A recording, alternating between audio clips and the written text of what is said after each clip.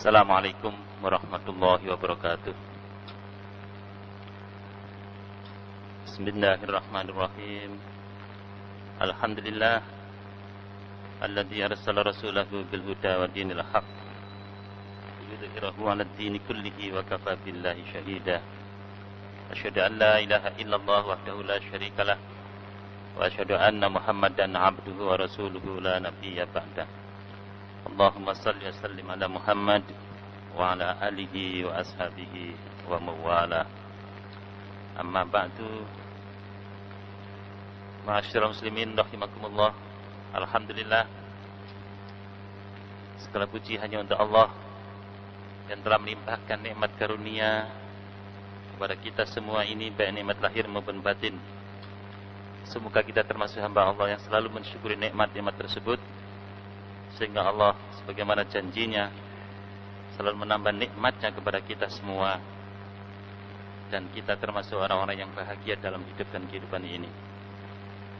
Bapak dan saudara sekalian, yang lalu kita telah berusaha untuk memahami ayat Allah dari surat Al-Hujurat ayat 6. Ayat 6 yang terkait dengan masalah berita, masalah informasi. Bapak dan saudara sekalian yang saya hormati, sekarang ini arus informasi global sedemikian rupa untuk mempengaruhi opini umat manusia di muka bumi ini lewat berbagai media yang ada, baik media cetak maupun media elektronik, baik itu secara terstruktur formal di sekolah-sekolah mulai dari playgroup sampai perguruan tinggi, maupun lewat rumah tangga kita, lewat koran-koran, majalah, dan bacaan-bacaan yang lain, juga yang langsung kita dengar dan kita lihat secara visual lewat televisi yang setiap hari berada di ruangan-ruangan kita.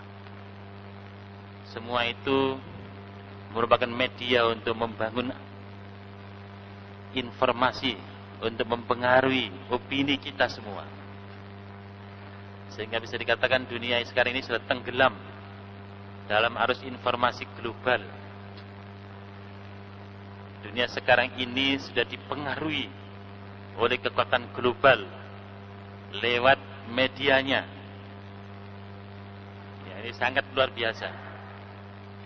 Bagi kita orang yang beriman sudah barang tentu, karena kekuasaan dunia sekarang ini bukan di tangan orang yang beriman, di tangan orang yang fasik. Maka kita harus berusaha untuk melakukan seleksi. Apakah betul informasi tersebut? Apakah benar informasi itu? Kita harus cross check. Ya, kita harus lihat. Sebab apa yang dilakukan manusia ini tergantung daripada data yang masuk, informasi yang masuk. Karena manusia ini adalah makhluk pengambil keputusan. Kalau ilmu yang masuk, informasi yang masuk dalam benaknya adalah informasi dari orang-orang fasik, maka bisa jadi ya itu akan sangat berbahaya bagi perjalanan kita. Karena apabila itu adalah tidak benar, padahal kita ini katakanlah pengambil keputusan untuk urusan rumah tangga kita, untuk urusan lembaga kita, untuk urusan rakyat kita, umat kita, maka Bapak dan saudara sekalian, kalau informasinya salah, maka pasti keputusannya akan salah. Gitu. Kalau kita sebagai pemimpin ini salah dalam pengambilan keputusan, maka apa yang dilakukan oleh umat kita, oleh pengikut kita juga salah. Maka kita akan menyesal apabila kita tidak lakukan klarifikasi terhadap informasi yang masuk. Bapak dan saudara sekalian, gencarnya informasi ini seperti banjir zamannya bin Nuh, tenggelam semua dunia ini sudah. Yang selamat adalah mereka yang mengikuti Nabi Nuh berada dalam perahunya. Ya, sepertinya sekarang ini perlu perahunya Nabi Nuh untuk menyelamatkan manusia ini dari bah informasi yang sudah sedemikian rupa ini. Atau perlu gua Hira'nya Muhammad Rasulullah SAW untuk mendapatkan informasi yang hakiki, yang sesungguhnya.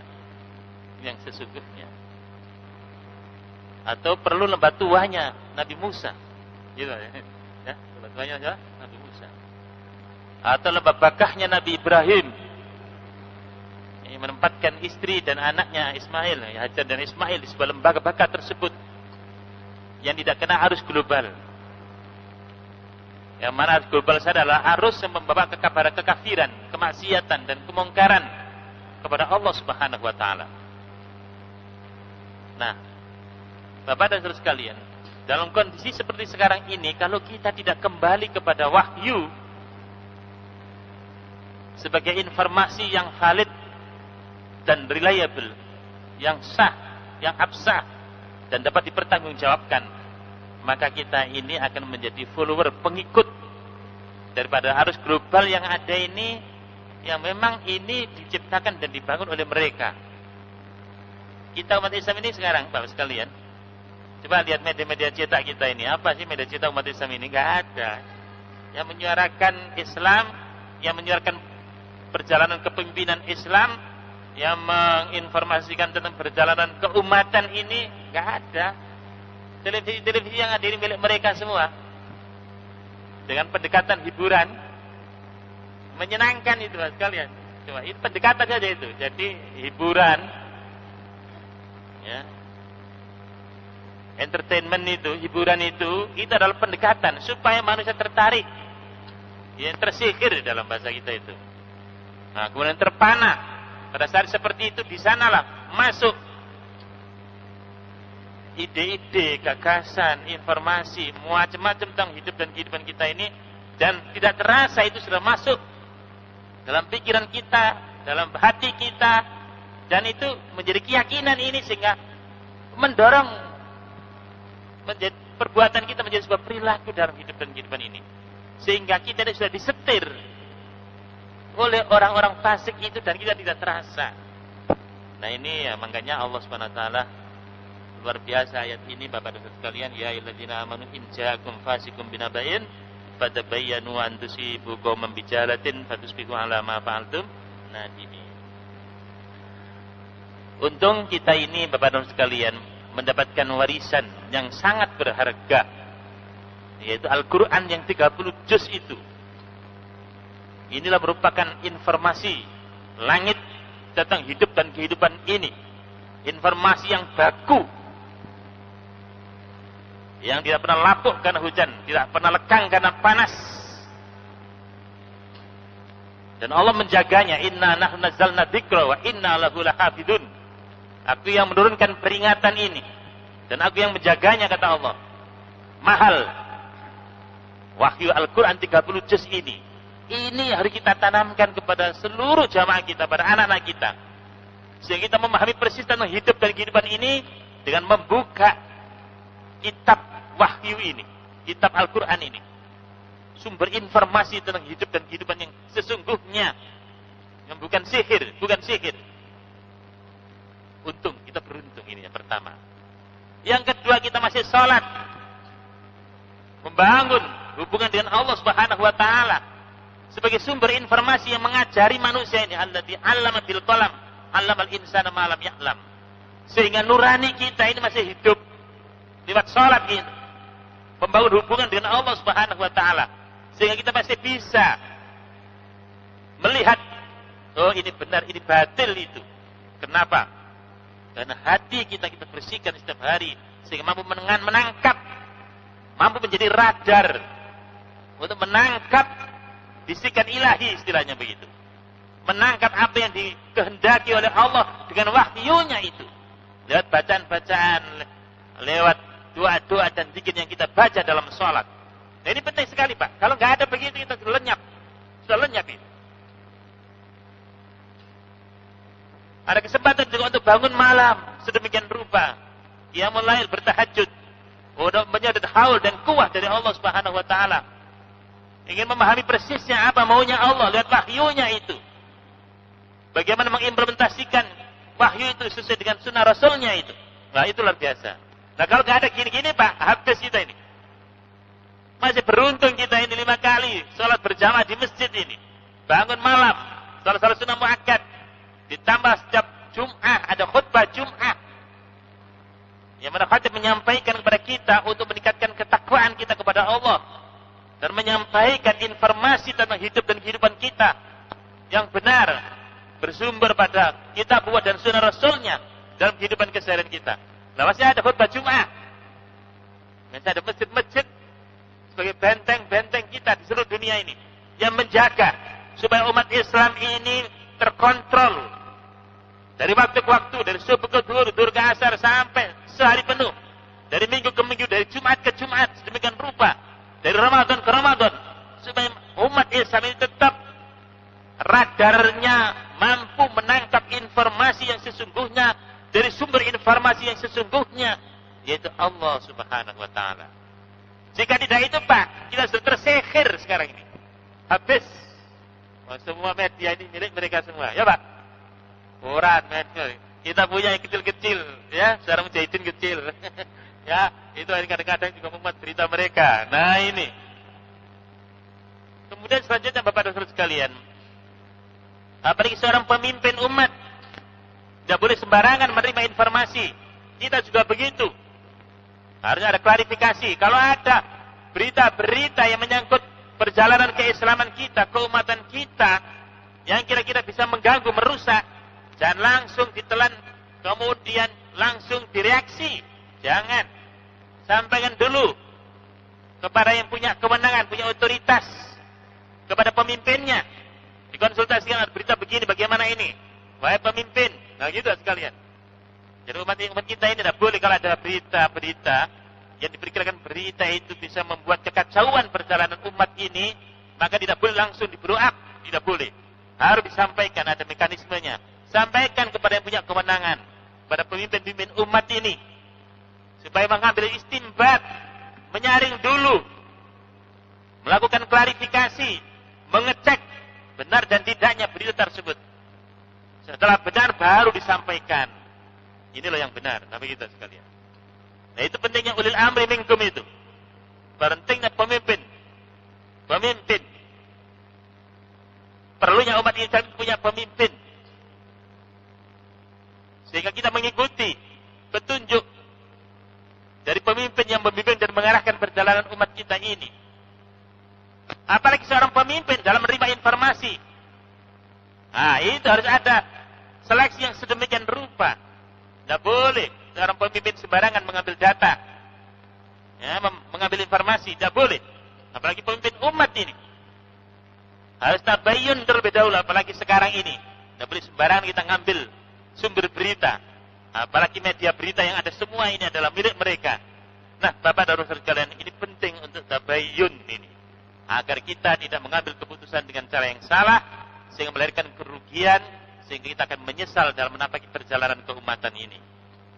Nah, sehingga di dalam Islam ini sudah perlu istilahnya SIM, sistem informasi manajemen.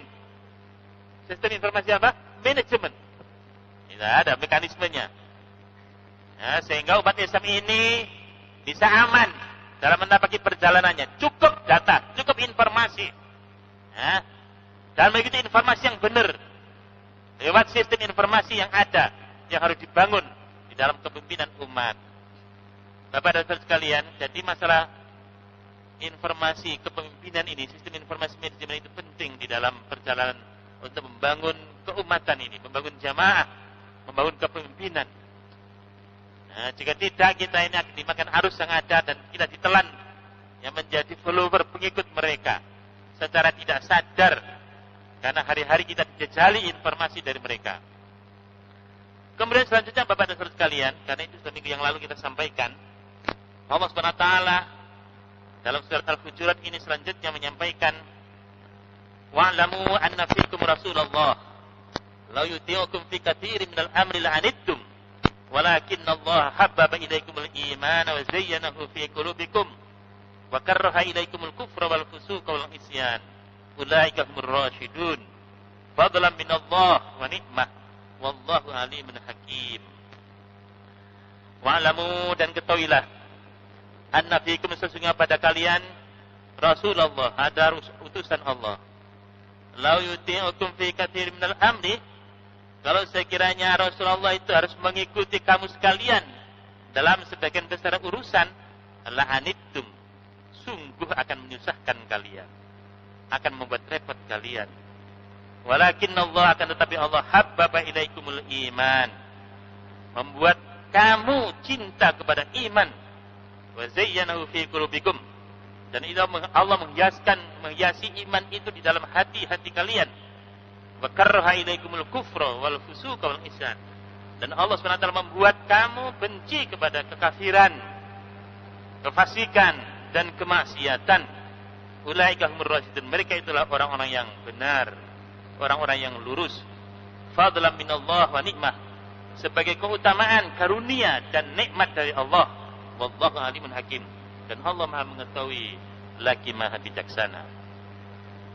Bapak dan saudara sekalian yang saya hormati, dalam sebuah kepemimpinan, maka seorang pemimpin itu dipilih karena kita perlu sosok pemimpin yang bisa memberikan arahan, petunjuk, bimbingan kepada kita semua.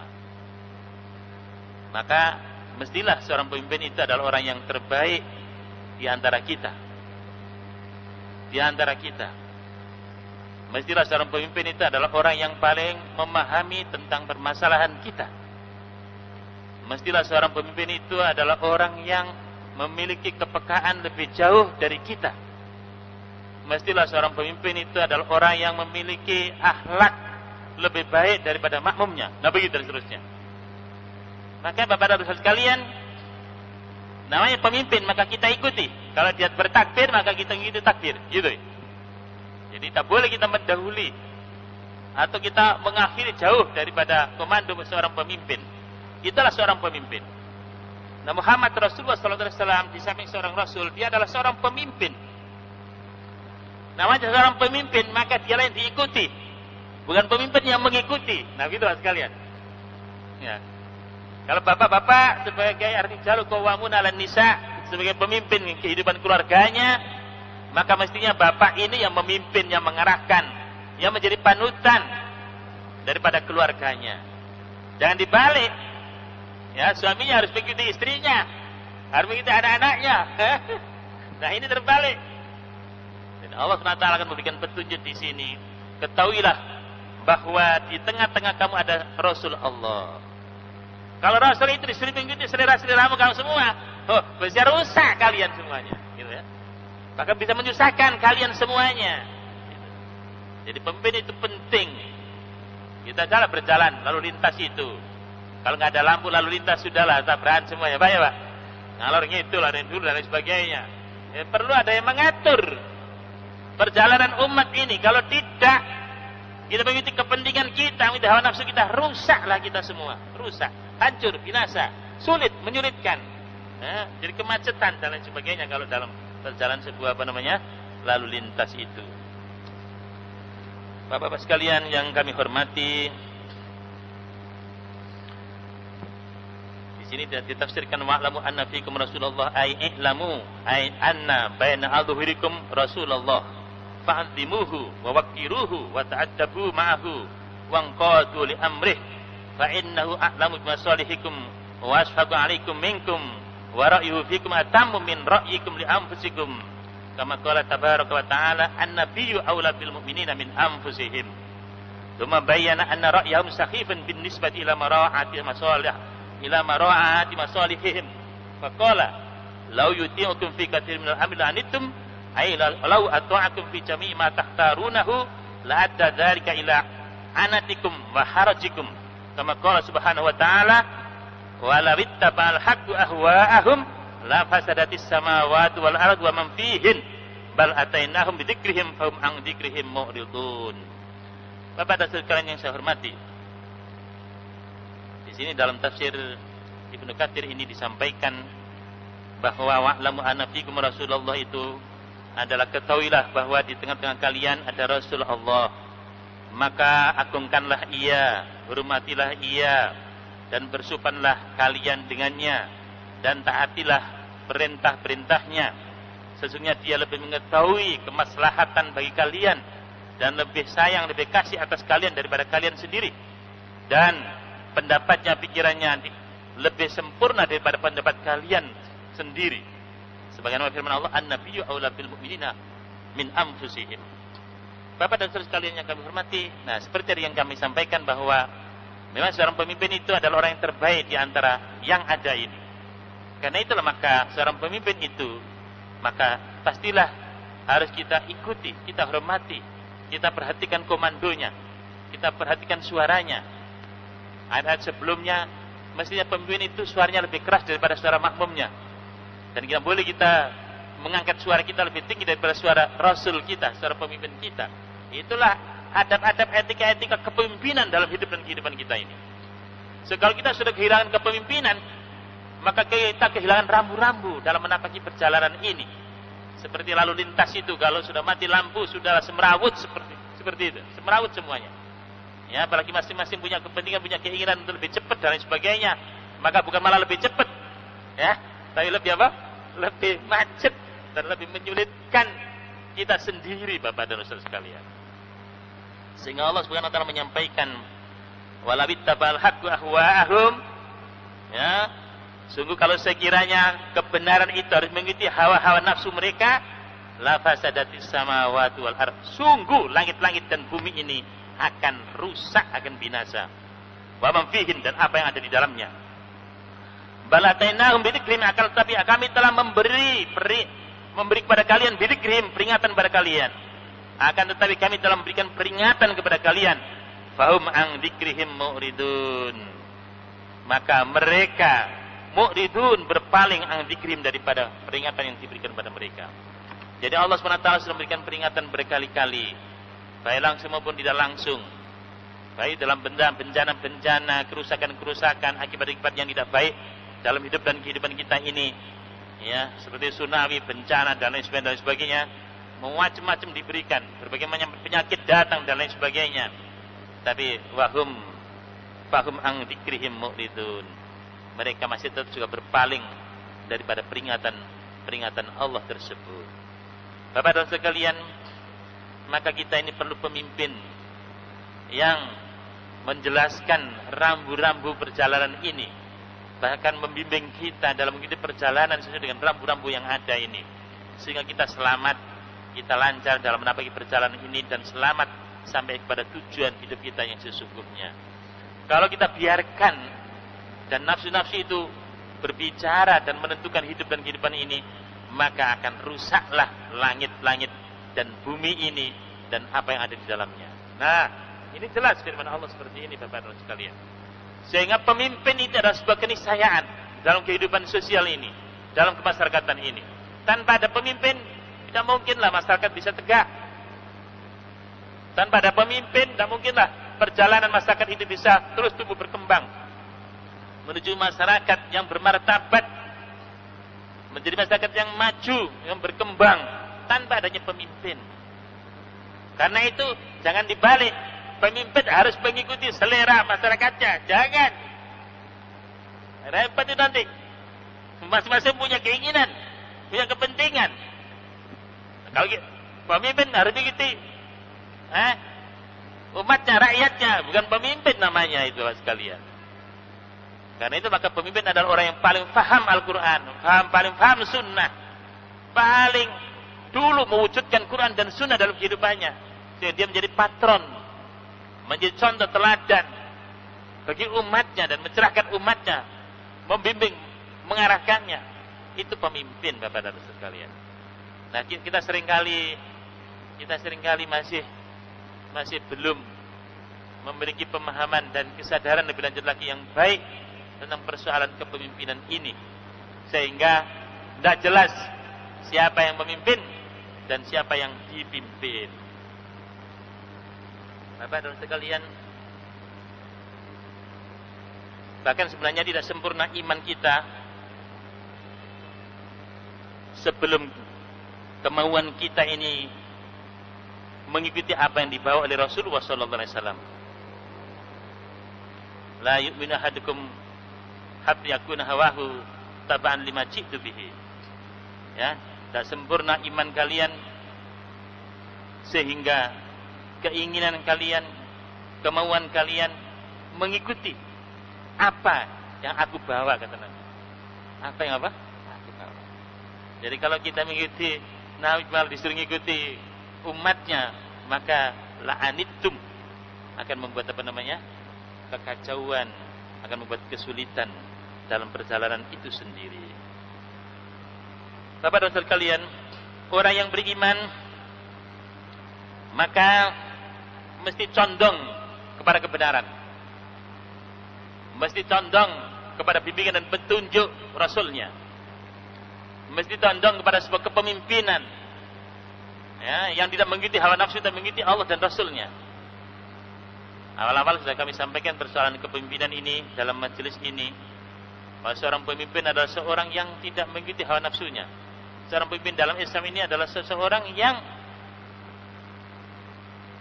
mengedepankan iman, bukan al-hawa, bukan hawa nafsunya. Sehingga apa kata Allah, apa kata Rasulnya itu yang menjadi spiritnya, yang menjadi perilakunya, yang menjadi dasar-dasar pemikirannya. Sehingga seorang pemimpin itu adalah orang yang mendapatkan cahaya, ya, dari Allah Subhanahu wa taala. Bapak dan Saudara sekalian, nah ini penting bagi kita semuanya, ya, untuk mewujudkan kepemimpinan, dan kita berada dalam kepemimpinan-pemimpin yang benar, dan kita tundukkan kepentingan kita, hawa nafsu kita, ya, di bawah kemauan Allah dan Rasulnya, di bawah kepemimpinan seorang pemimpin yang membimbing kita, yang memimpin kita berdasarkan Quran dan Sunnah. Maka itulah keselamatan yang sesungguhnya dalam hidup ini. Bapak dan sekalian, kemudian selanjutnya, apabila iman itu sudah bersemi di dalam dada kita, dan kita condong dengan iman itu, pastilah condong kepada yang baik-baik, yang benar-benar, maka Bapak dan Saudara sekalian, kita nanti akan kumpul bersama-sama dalam sebuah jamaah, dalam sebuah kepemimpinan yang memang aspirasinya sama. Kenapa?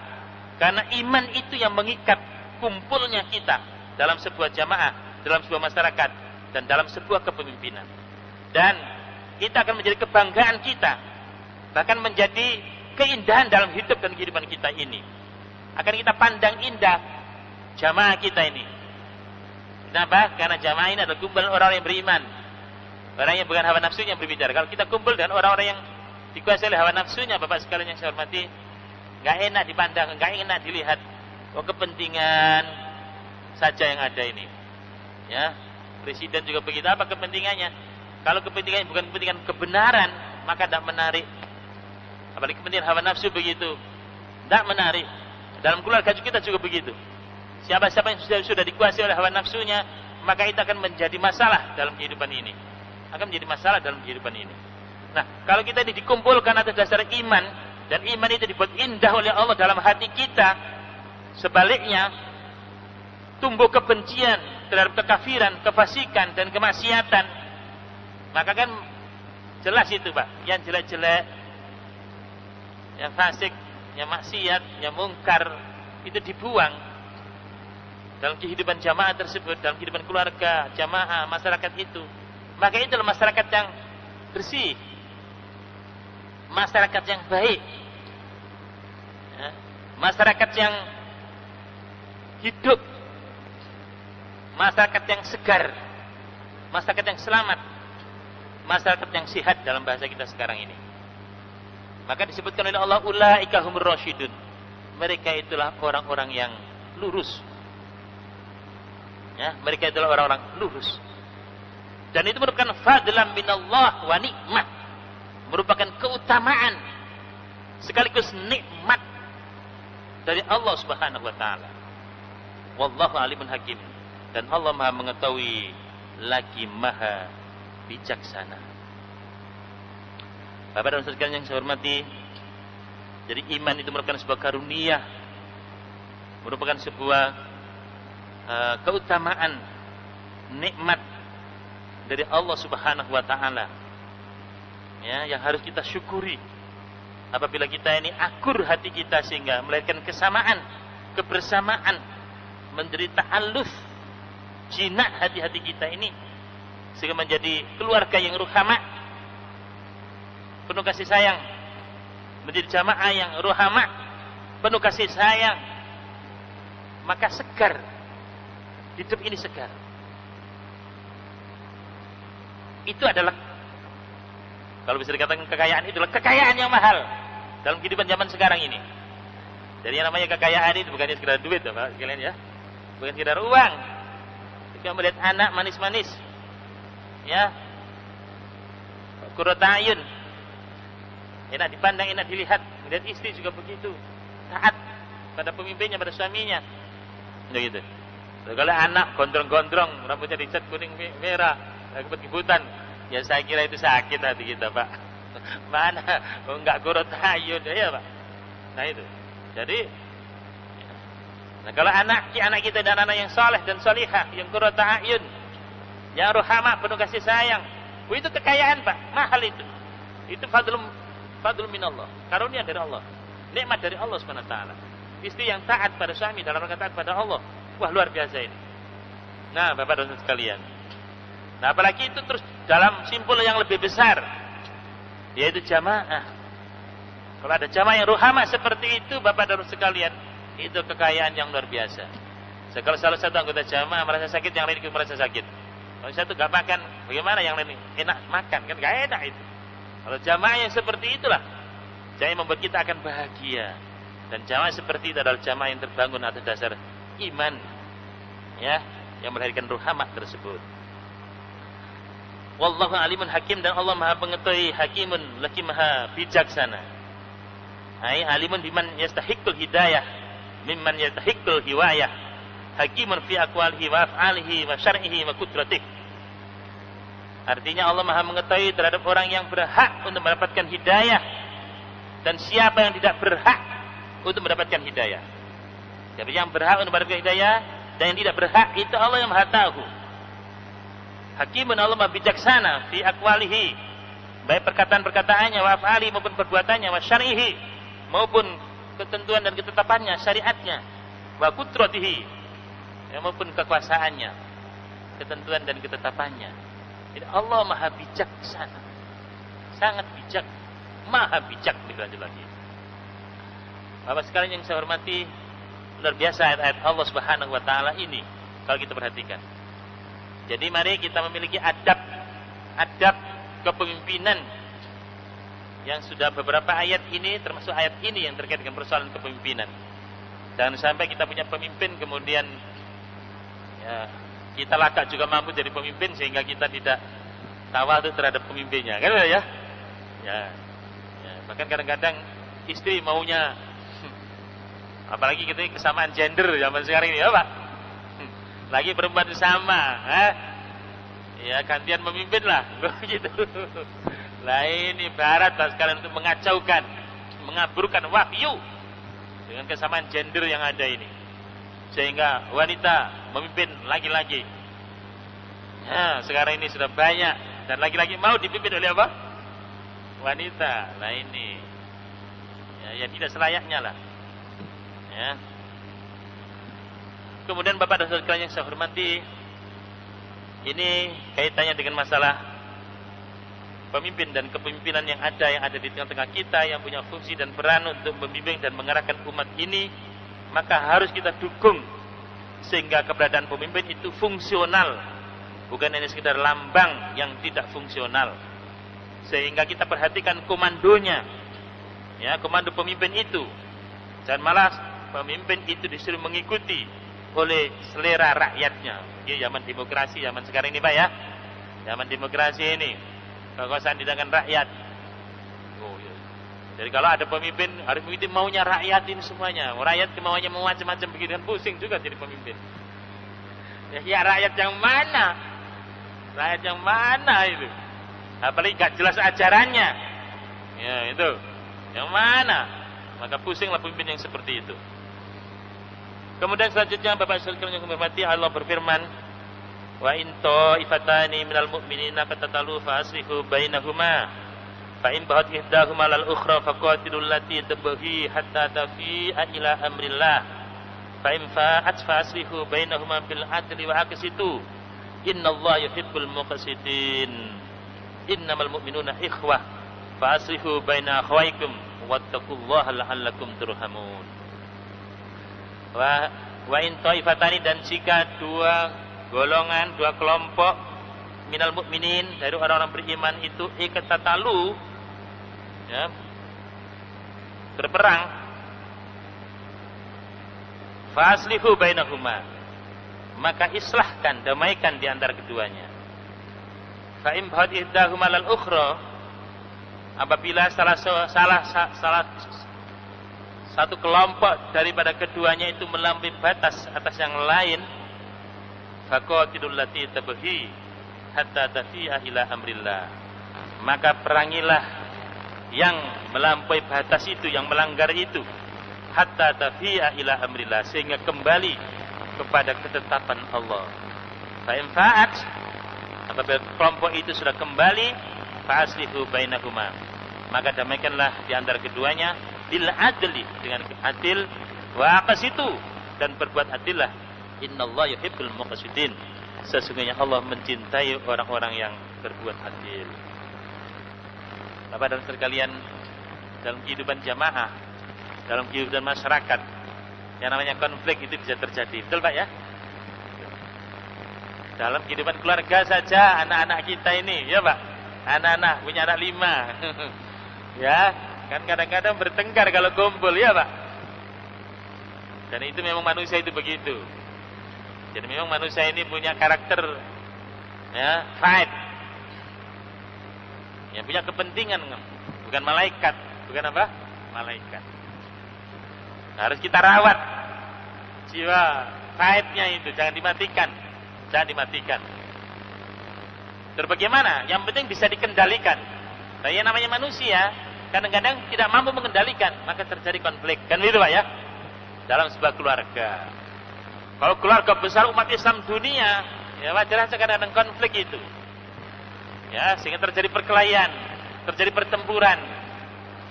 Makanya di sini kok Pak, masa orang beriman bertengkar, ya bisa jadi Bang, orang beriman itu kan bukan nabi, bukan rasul yang maksum, dan terus bisa mengontrol, mengendalikan dirinya, ya kan, kadang pas, ya, itu wajar Pak, iya Pak. Nah itu, ya, di sini apabila dua golongan, dua kelompok dari orang-orang yang beriman itu berperang, bertengkar, ya, maka faslihu bainahuma, maka damaikanlah di antara keduanya. Mungkin punya kepentingan sehingga muncul, seperti keluarga kita lah, seperti anak-anak kita lah. Oh, kakaknya diberikan, oh dia belum, oh, belum diberikan, itu aja sudah ini ya, berkelahi terjadi. Nah, ya, dalam perjalanan keumatan juga bisa saja hal itu terjadi. Karena itu maka di sini pentingnya pemimpin, ya, dan di sini pentingnya ketetapan Allah dan Rasulnya. Ya, kalau kita sudah kembali kepada iman kita, kembali kepada Allah dan Rasulnya, dan mau, maka pastilah akan islah itu dapat dilakukan. Nah, Bapak dan Saudara sekalian, enaknya di dalam Islam itu ada iman, ada Allah dan Rasulnya yang wajib secara mutlak ditaati. Lebih lanjut lagi, di dalam umat Islam itu ada imam, ada pemimpin, ada khalifah yang mendamaikan, yang melakukan islah di antara yang bertengkar, istilahnya begitu. Maka itulah yang membuat kita ini terus hidup damai dalam keselamatan. Kenapa? Karena ajaran kita adalah ajaran damai, ajaran Islam, ajaran yang selamat dan menyelamatkan. Sehingga kalau ada orang, Bapak, orang beriman yang bertengkar, iya mestinya, ya jaranglah bertengkarnya dibandingkan orang yang tidak beriman. Ya, kalau orang beriman kita ini sukanya bertengkar, nah ini dipertanyakan kualitas keimanannya. dipertanyakan kualitas keimanannya. Semakin baik kualitas keimanannya, maka semakin kokoh ikatan kejiwaan kita ini, sehingga tidak mudah retak, tidak mudah bertengkar. Kalau sekali-kali terpleset, ya segera diingatkan, ya, diislahkan. Kalau sudah kembali kepada Allah Subhanahu Wa Taala, maka pastilah kedamaian itu bisa dilakukan. Nah, Bapak dan sekalian, jadi ini adalah jalan dalam sebuah kepemimpinan ini. Bahwa untuk tetap membangun kesatuan, persatuan di dalam Islam itu mudah. Bagian Indonesia ini disinyalir oleh salah seorang sejarawan dari Belanda sana. Kok Indonesia ini, wow, suku-suku, Bapak ya, bangsa-bangsa, bersuku-suku, macam-macam begitu, kok bisa ya dalam kesatuan, dalam persatuan seperti ini? Apa ya nilai-nilai yang membuat kebersamaan itu? Ternyata pada saat diselidiki, oh ternyata Islam itu yang masih menjadi pengikat yang kokoh di antara manusia penghuni pulau-pulau yang bersuku-suku ini. Oh ternyata Islam itu yang memberikan nilai yang sangat berharga dalam kesatuan dan persatuan di negara yang namanya negeri Indonesia itu. Itu diteliti, Pak. Itu diteliti. Karena itu Islam ini sangat memberikan kebaikan dalam kehidupan kebangsaan dan kenegaraan di negeri ini, Bapak sekalian. Di negeri ini. Ya, di negeri ini. Nah, apalagi kalau ini betul-betul negara ini ditegakkan di atas negara Islam itu. Wah, tambah, Bapak. Tambah kokoh.